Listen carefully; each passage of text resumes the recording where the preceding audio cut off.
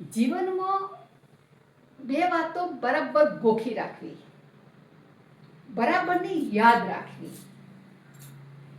એક વાત એ છે કે જ્યારે વ્યક્તિને કોઈ પણ બાબતે ગુસ્સો આવે ને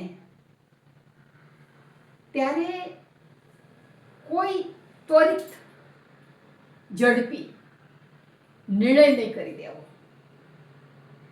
ઘણીવાર એવું કહે છે, સામાન્ય કોઈ તકરાર થઈ હોય ઘરમાં, અરે જતો રહે, અરે ઘરની બહાર નીકળ, હવે તારી જરૂર નથી.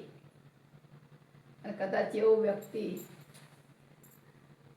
ટણીવાળો માણસ હોય તો એ ઘરની બહાર નીકળી જાય અને ફરીથી ઘેર પાછો ન આવે ત્યારે જે બોલાયેલા શબ્દો હોય ને, જે નિર્ણય લીધો હોય ને ગુસ્સામાં, કે ઘરની બહાર નીકળી જા, અહીંથી જતો રહે કે જતી રહે, ફરીથી આવતી નહીં, અને એ શબ્દો એવા પથ્થરની જેમ વાગે ને કે ફરીવાર એમ થાય કે સાલું સંયમ રાખ્યો હોત તો સારું હતું, આવું કહેવાની જરૂર નહોતી. અને જ્યારે માણસ બહુ ખુશ હોય ને, બહુ આનંદિત હોય, એટલો બધો આનંદ હોય ને, કંઈ પ્રાપ્ત થયું હોય, કંઈ મળ્યું હોય, કંઈ ખુશી વધારે પ્રાપ્ત થઈ હોય, કંઈ એવી સારી સફળતા મળી હોય કે કોઈ ધંધા રોજગારમાં ફાયદો થયો હોય, ત્યારે એવા ટાઈમે કોઈ એવું વચન નહીં આપી દેવું કે જાઓ મેં આટલું તમને આપ્યું, જાઓ 2 વીઘા જમીન આપી દીધી, જાઓ આ બંગલો તમારો, લખી દઈશ, દસ્તાવેજ કરી દઈશ, બરાબર, જાઓ હવે આ મિલકતમાં હું ભાગ નહીં લઉં, મારે ઘણું બધું છે. આવા બધા વચનો આપવા નહીં.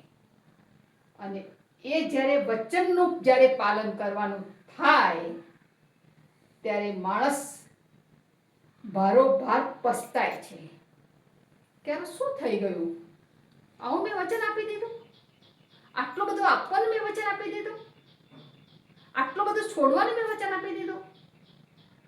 અને એ વખતે માણસ પોતે પસ્તાય છે કે એકદમ આટલું બધું ઉતાવળિયું પગલું ભરી વચન આપવાની જરૂર નથી. એટલે સમજદાર વ્યક્તિ હંમેશા એટલું જ કહે છે કે ભાઈ ગુસ્સામાં જરા બોલવામાં સંયમ રાખવો, ગુસ્સામાં જરા ભાન રાખવું બોલવામાં. એ વખતે એટલું બધું જાજુ બોલી નહીં દેવું કે પાછળથી પસ્તાવો થાય. અને ખુશ હોય ત્યારે એટલું બધું ખુશ નહીં થઈ જવું, એટલો બધો આનંદ વ્યક્ત નહીં કરી દેવો કે પછી આમાં પણ પાછળથી પસ્તાવો થાય. સાચી વાત છે ને? ક્યારેક કદાચ કોઈને આવો અનુભવ થયો હશે, આવા વચનો આપ્યા હશે, આવા નિર્ણયો પણ લઈ લીધા હશે અને પાછળથી પસ્તાવો પણ પડ્યો હશે. સાચી વાત?